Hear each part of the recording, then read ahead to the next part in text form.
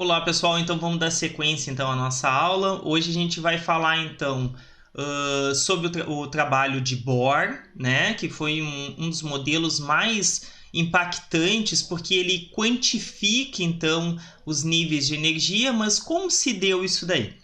Bom, primeiramente a gente vai falar sobre o trabalho de Balmer. Então, a gente já tinha falado sobre a luz emitida por gases, então quando eu dou energia, né, aqueço, por exemplo, um gás, ele emite uma luz. Essa luz, se eu colocar um prisma na direção dessa luz, né, essa luz vai se dividir em linhas. Essas linhas, na época, não se sabia bem o que queria dizer, né? E Balmer tentou explicar, tentou estudar isso daí. Mas antes, nessa mesma época, já se sabia que a luz branca, né, devido aos estudos de Newton, ao passar por um prisma, gerava um espectro contínuo, formado por emissão monocromática, que a gente chama desde o azul até o vermelho. Bom, se eu der energia para um gás, ele também emite luz. E ao eu passar por um prisma, ele me gerava um espectro de luz, ou seja, ele emitia energia em determinados comprimentos de onda, que era característico desse gás que tinha sido recebido energia. Da mesma forma, se eu der energia a partir de uma luz branca, e essa luz passar através de um gás, esse gás vai receber energia exatamente no mesmo comprimento de onda que ele emite quando ele é excitado.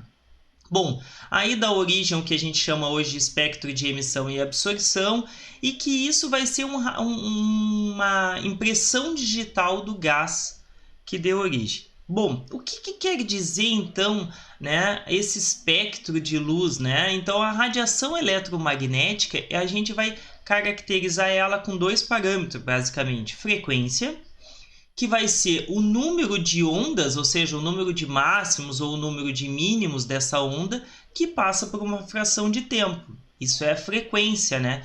E no caso de Hertz, vai ser o tempo de 1 segundo. Bom, a frequência ela é proporcional à energia e está amarrada à energia pela multiplicação pela constante de Planck.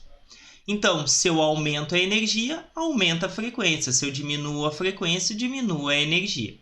Já o comprimento de onda, ele é inversamente proporcional. O comprimento de onda ele vai estar relacionado à frequência, né? E eles estão relacionados através de uma constante, que é a velocidade da luz. Ou seja, se eu aumento o comprimento de onda, eu diminuo a frequência. Se eu aumento a frequência, eu diminuo o comprimento de onda. Ambos são propriedades inversamente proporcionais. Tranquilo? E se eu me referir à energia, como eu disse aqui, a energia é proporcional à frequência, já a energia é inversamente proporcional ao comprimento de onda. Bom, voltando aos trabalhos de Balmer, Balmer não conseguiu explicar o que queria dizer esse espectro de linhas, né? Mas ele conseguiu uma expressão que relacionava eles. Então, qual é essa expressão? Segundo as palavras dele, ele dizia: eleve 3 ao quadrado, divida 1 pelo resultado e subtraia a fração de 1/4. Multiplique a resposta por esse número gigantesco aqui.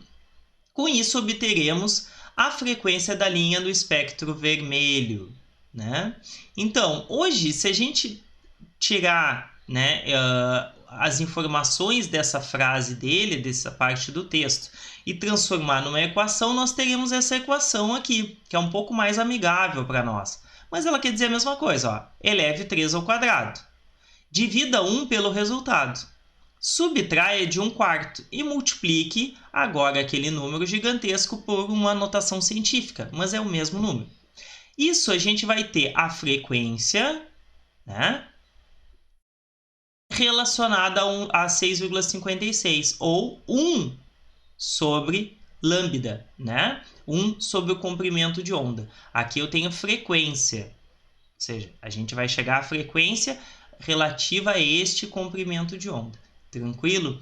Bom, se eu trocasse o 3 por um 4, Em vez de 3, colocasse 4, eu chegaria nesse valor. Um 5 chegaria nesse e assim por diante. Tranquilo? Bom, ele não consegue explicar, justificar, mas ele consegue uma equação que relaciona esses números.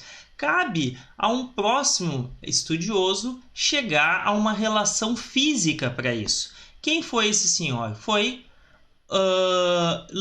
Niels Bohr. Antes disso, né, aqui tem uma tabela que vai relacionar todo o espectro de linhas, né, o espectro de emissão de cada um dos elementos. Como a gente pode observar, cada elemento tem a sua impressão digital e ela vai ter um espectro de linhas. Nenhum é igual, por quê? Porque essa emissão, a gente vai ver mais adiante, está diretamente relacionada à energia com que os elétrons estão presos ao núcleo. Como cada elemento tem um núcleo diferenciado, a energia vai ser diferente. Tranquilo? Então, como eu falei para vocês, agora surgem os trabalhos de Niels Bohr. Bohr, ele foi um discípulo de Rutherford, ou seja, ele trabalhou com Rutherford, ele conheceu bem o modelo de Bohr, de Rutherford, e ele sabia que o seu orientador disse que o modelo dele não se justificava, porque ele acabaria entrando em colapso. E Bohr, ele é um físico, ele começa com estudos da física conhecida na época para tentar justificar. Então, a primeira coisa que ele diz é o seguinte: bom, no núcleo nós sabemos que temos cargas positivas, que o elétron que está na eletrosfera tem cargas negativas e que, como cargas opostas se atraem, então, a princípio, a partir da lei de Coulomb, existe uma força eletrostática, né, que está relacionada com a constante eletrostática, o número de cargas positivas vezes a carga elementar, isso multiplicado pelo número de cargas negativas vezes a carga elementar do elétron, tudo isso divididos pelo dobro do raio. Da mesma forma, existe uma outra componente que joga esse átomo para fora, esse elétron para fora da sua órbita, né? Essa componente aqui a gente vai chamar de força centrífuga. E ela pode ser relacionada com a força centrífuga, é a massa da partícula vezes a velocidade ao quadrado, não é 2, aqui é um quadrado, né? Divididos pelo raio. Bom, se essas duas componentes fossem iguais, eu teria um elétron estabilizado dentro dessa órbita, né? Então, eu igualando a força elétrica, a eletrostática com a força centrífuga e comparando as suas equações, eu teria essa expressão. Bom, o que acontece? Como na época se trabalhava com um elemento mais simples, que no caso é o hidrogênio, o número de cargas positivas e negativas é igual, é 1. Então, eu simplesmente vou ter, né, a carga elementar elevada ao quadrado, né, divididos pelo raio ao quadrado vezes aqui. Se eu simplificar esses dois raios, eu vou ter raio desse lado e desse lado não tem. Aqui eu tenho uma expressão, né, que vai relacionar a constante eletrostática, a carga elementar, o raio, a massa do elétron e a velocidade. O grande problema é que eu não tenho o raio nem a velocidade. Mas é aí que Bohr entra com a sua brilhante ideia. O que acontece? Ele impõe que isso estará relacionado, né, com o seu momento angular. Mais propriamente dito, ele não diz somente o movimento angular. Ele diz que existem restrições nesse momento angular, então o que ele faz? Ele relaciona, né, com o movimento, a restrição do momento angular quantizado. Como ele faz isso? Ele substitui aqui colocando um número inteiro que multiplica esse número fixo de 1 ao infinito, mas que deveria ser números inteiros, 1, 2, 3, né? Que multiplica h cortado. O que quer dizer h cortado? Nada mais é do que a constante de Planck divididos por 2π. Bom, ele iguala essas duas expressões aqui e ele tem essa expressão, né? Agora, ele consegue, né, colocar a velocidade, que antes ele não tinha, em evidência, e ele tem exatamente esta expressão aqui. Substituindo nessa expressão e colocando o raio, que ele não sabe, e a velocidade em evidência, ele vai ter exatamente esta expressão aqui. Bom, esta expressão, lembrando que aqui a velocidade está ao quadrado, por isso que esses números todos foram para cá ao quadrado. Tranquilo? O que vai acontecer? Ele tem agora o raio relacionado com esse número inteiro apenas por uma constante. São várias constantes aqui. Ele simplesmente a gente pode substituir por A0, que vai, ou seja, o produto de uma constante de constantes vai ser uma constante, né? E aí o que acontece? Então o raio da trajetória desse átomo vai ser A0, que é uma constante que multiplica um número inteiro elevado ao quadrado. Bom, professor, mas o que quer dizer exatamente isso? Bom, isso quer dizer o raio da trajetória do elétron. Então, se, por exemplo, esse átomo está no primeiro nível aqui, né? No primeiro raio, ou seja, n é igual a 1, 1 elevado ao quadrado é 1, que multiplica a 0. Então, o raio da primeira trajetória é apenas a 0. Se eu botar 2, 2 vezes 2, 4... o raio da segunda trajetória é 4A0, sendo que A0 vai ser 0,529 angstrom. Então, o raio da trajetória do primeiro nível vai ser exatamente 0,529 angstrom.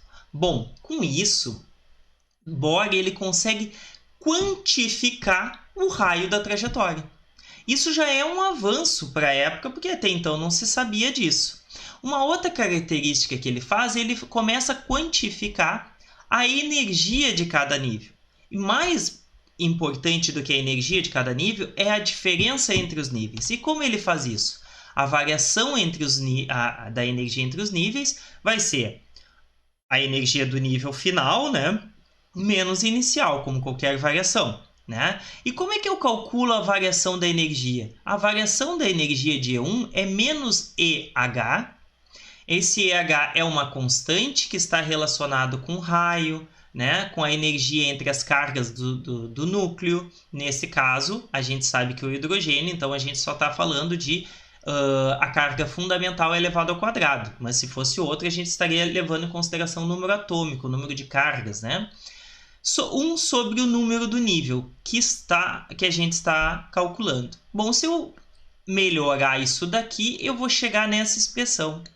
Essa expressão ela se assemelha muito à equação de Balmer. Ah, professor, mas aqui a variação da energia que é 1 sobre lambda. Se eu dividir a variação da energia por a constante de Planck vezes a velocidade da luz, eu vou ter exatamente 1 sobre o comprimento de onda. Ó, exatamente isso aqui. E se eu pegar essa constante que eu falei para vocês e dividir também por a constante de Planck multiplicado pela velocidade da luz, eu vou ter exatamente o número que para Balmer foi apenas uma correção, né? E aí eu chego nessa expressão aqui. Bom, só que tem uma vantagem. A equação de Bohr, ele leva em consideração a transição de qualquer nível. Já para Balmer, ele só leva em consideração as transições a partir do nível 2. Então, ó, aqui está o nível 2. O que seria esse nível aqui? 2 elevado ao quadrado. Então, é do nível 2 para os posteriores. Aqui, ele disse que esse n tem que ser no mínimo 3. Então, é 3, 4, 5. Seriam transições para Balmer do nível 2 para o 3, 2 para o 4, 2 para o 5 e assim por diante. Por quê? Porque esse espectro aqui é na região do visível e as transições do segundo nível em diante caem exatamente na região do visível. Bom, essa série aqui ficou conhecida como a série de Balmer, justamente porque relaciona, né, a região do visível, as transições do segundo nível em diante. Mas também podemos ter as transições a partir do nível 1, mas eles vão cair na região do ultravioleta. Né? Então, aqui nesse caso, eu teria 1. E aqui, né, eu teria as transições de Paskin, que seria no nível 3 e cairia na região do infravermelho. Tranquilo? Bom, mas o que eu tenho que captar desse modelo atômico de Bohr? Eu estou mostrando para vocês que foi a partir de uma imposição dele sobre a restrição do movimento angular que ele consegue chegar nesses cálculos. Mas o mais importante é que ele consegue dar uma definição física para a equação de Balmer. Né? Mas quais seriam os postulados que tem que ficar na nossa mente? que o elétron e em seu estado estacionário não ganha nem perde energia, que não é elétrons, é energia, tá? Como ele faz isso? Colocando um número quântico, tá? Aí que surge a ideia de número quântico, porque ele quantifica a energia e o raio da trajetória. Então, como é que o raio está relacionado? Ele está diretamente relacionado a uma constante que multiplica esse n ao quadrado, que são números inteiros a partir de 1, né?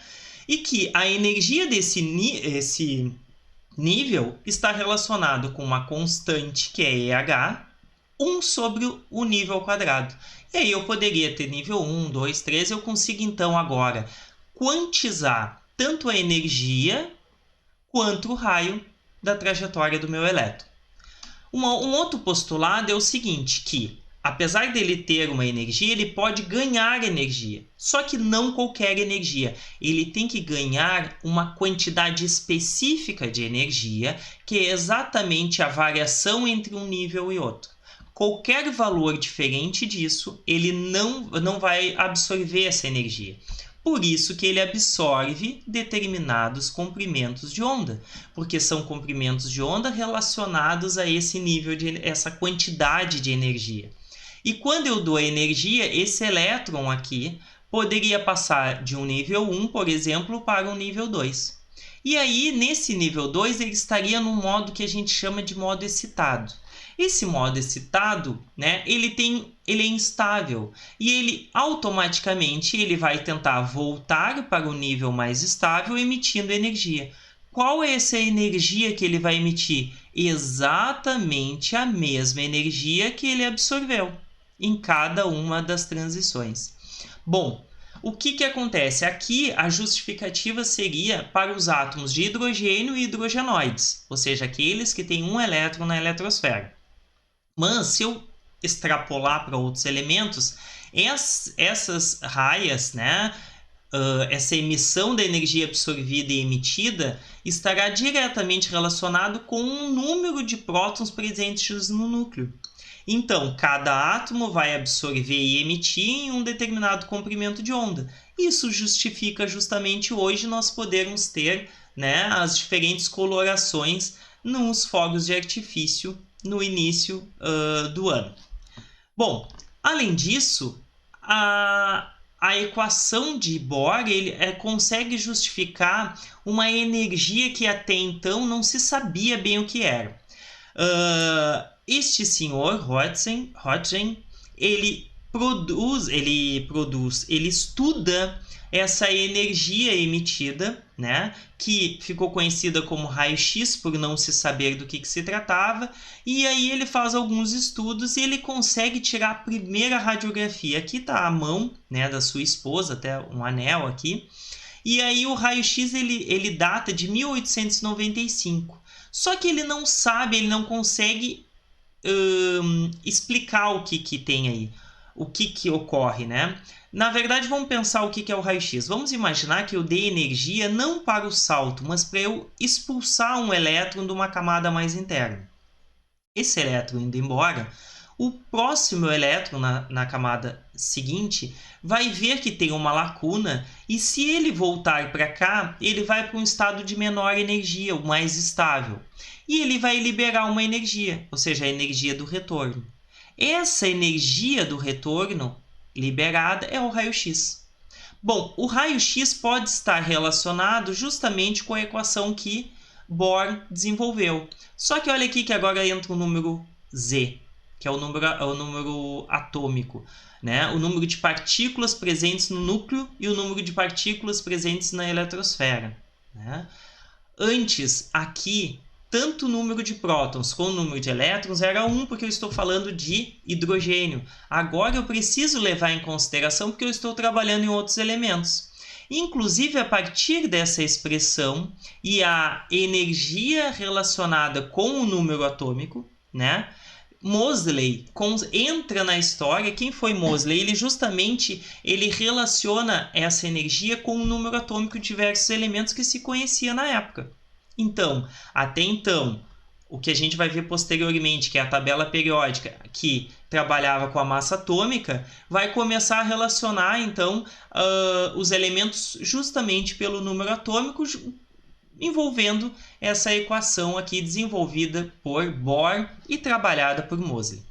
Então, todas essas observações e conclusões, então ele resume nesse trabalho. Então, o modelo atômico de Bohr, ele é publicado em 1913, e o que fica bem claro na mente de vocês são aqueles postulados e que surge, então, uma restrição para o raio e para a energia dos níveis. E eles estão diretamente relacionados por um número inteiro, né, que começa a partir de 1.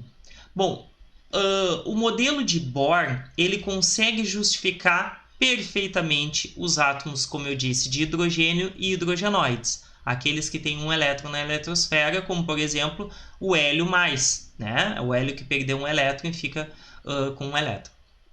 O que acontece? Qualquer outro elemento, inclusive o hélio, né, no seu estado fundamental, que tem 2 elétrons, ele já não consegue justificar. Então entra, né, novas correções nesse modelo atômico, né? Então, um modelo que provavelmente vocês não tenham escutado no ensino médio, mas é importante saber, é o modelo atômico Sommerfeld. Sommerfeld trabalhou, tá aqui ele com Bohr, né? Então eles foram discípulos também de Rutherford, trabalharam juntos, e ele faz uma correção. Na verdade, é uma correção matemática, né, envolvendo a física também. O que ele faz? Aqui eu tenho um modelo de Bohr, então eu tenho os raios, né, das trajetórias, todos concêntricos, relacionados por essa diferença de energia entre os níveis da equação de Bohr, né? Já Sommerfeld, ele faz uma pequena correção. Ele diz que, em vez de eu ter trajetórias perfeitamente circulares, eu poderia ter trajetórias elípticas. E que o núcleo não estaria no centro da elipse, então estaria aqui, num quadrante da elipse. E que o elétron, por ter uma trajetória que formará um ângulo, né, com o eixo de azimuth, então é um ângulo azimutal, que a gente chama aqui o ângulo θ, esse ângulo sim teria também uma restrição. Então, não só os níveis, mas também o ângulo. E aí ele introduz um novo número quântico. Bohr trabalha com N e ele trabalha com N', lembrando que esse N' é diferente de N, tá? O N de Bohr é a soma de N' mais K. Tranquilo? Então tá aqui, ó. N de Bohr é N' mais K de Sommerfeld. O que acontece? Ele introduz essa restrição e ele diz que esse K, né? Esse K não pode ser zero. Então ele vai variar de 1 até N. Então, por exemplo, se eu tenho o N igual a 1, o N de Bohr igual a 1, K tem que ser 1. E N' vai ser zero. Bom, se a soma dos dois é igual a N, se esse é 1 e esse é 1, esse aqui teria que ser zero. Tranquilo? Agora vamos pensar numa segunda possibilidade. Vamos pensar que N é igual a 2. Então, se N é igual a 2, eu posso ter N' igual a 1 e K igual a 1. A soma dos dois vai dar N. Ou então, uma segunda possibilidade. N igual a 2, N' igual a 0, K igual a 2. Então, eu tenho possibilidade de K igual a 1, K igual a 2. E assim por diante. Bom, o que acontece? A gente nunca ouviu falar nesse número quântico K, mas vimos algo muito semelhante, né? Que nada mais é do que o número quântico do momento angular. É justamente o ângulo formado do azimuth, né, entre o ângulo da trajetória do elétron com o eixo azimutal, que é o ângulo azimutal. Então, aqui do momento angular L, tá? Os dois não são a mesma coisa, mas eles estão relacionados, tranquilo? Então, o que a gente pode fazer? Ó? Como K a gente não vai trabalhar, a gente vai trabalhar com os números quânticos, então a gente vai trabalhar já com L, né? Então, o L, diferente de K, então preste bem atenção. K começava de 1 até N, ou seja, até o nível. O L, ele vai de 0 até o nível menos 1. de 0 até n, que é o nível, menos 1. Então, se eu tenho o nível 1, menos 1 dá 0. Então, eu só tenho o número quântico do momento angular L, 0. Logo, ele recebe um símbolo, que é o S, que se refere a Sharp. Agora, vamos para o nível 2. Então, como L vai de 0 até n menos 1, se o n é 2, n menos 1 é 1. Então, vai de 0 a 1. Sempre 0, 1, 2, sempre números inteiros. Então, como 0 a gente já conhece, que é o S, que é o Sharp, agora entra 1, que é o P principal. O 3 menos 1 é 2, vai de 0 até 2. Então, 0, 1 e 2. O 2 recebe o símbolo D, difuso, né? O 4 menos 1, 3. Então, vai de 0 até 3. 0, 1, 2 e 3. E o 3 recebe o símbolo F de fundamental. Bom, aqui então, né, dependendo do número quântico, na verdade, não vai ser o L, né? No modelo de Sommerfeld, não é o L, lembrando disso, né? Dependendo do K que ele achar, né, ele vai ter um formato. Então, desde um círculo perfeito, porque a circunferência é uma elipse, um tipo específico de elipse, né, até elipses mais distantes, como essa daqui. Tranquilo? Bom, aqui nós fechamos, então, essa ideia dos modelos mais clássicos, né?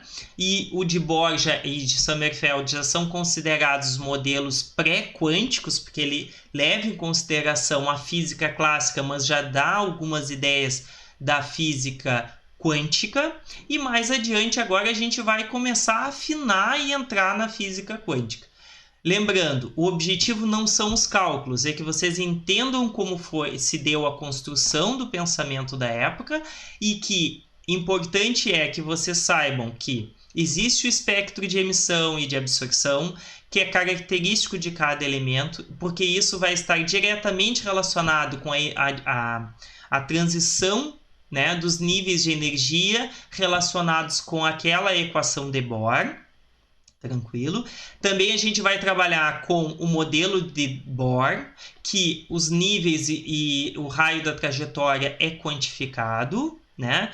Que se eu der energia, essa energia tem que ser um número exato da transição, aí ele vai absorver, por isso que tem os espectros de absorção, ele só absorve em um determinado comprimento de onda. Essa energia que recebe faz saltar o elétron, né? Que é a transição de nível, ele vai retornar para o seu nível mais estável emitindo essa energia, e que não é qualquer energia, é exatamente a energia absorvida.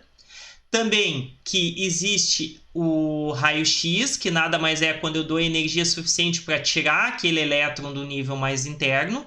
O elétron de um próximo nível vai vir para aquele nível, para chegar numa forma mais estável e vai emitir energia. Essa energia que não se sabia o que era, é a energia de raio-x, e que ela vai dar origem depois, né, com os trabalhos de Moseley, ele vai dar origem aos números quânticos, ao número atômico, né?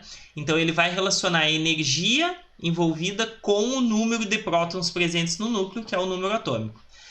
O que acontece? Esse modelo, então, ele justifica o não colapso do átomo de Rutherford, mas não justifica para elementos que não sejam hidrogênio. E aí Sommerfeld, que é amigo, colega de Bohr, consegue justificar e vai ele para tentar dar uma explicação.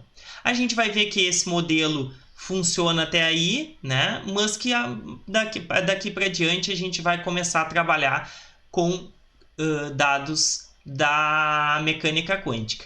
E para vocês entenderem da onde saem os números quânticos. Então, o primeiro número quântico já saiu do modelo de Bohr. O segundo número quântico a gente conseguiu relacionar o K, né, que é o momento angular azimutal, né, que é o ângulo, né, a restrição do ângulo. Eu consegui relacionar com o número quântico do momento angular. Então, já temos 2. Nós trabalhamos com 4, né, e a gente precisa saber de onde saiu. Tranquilo? Então, até a próxima aula.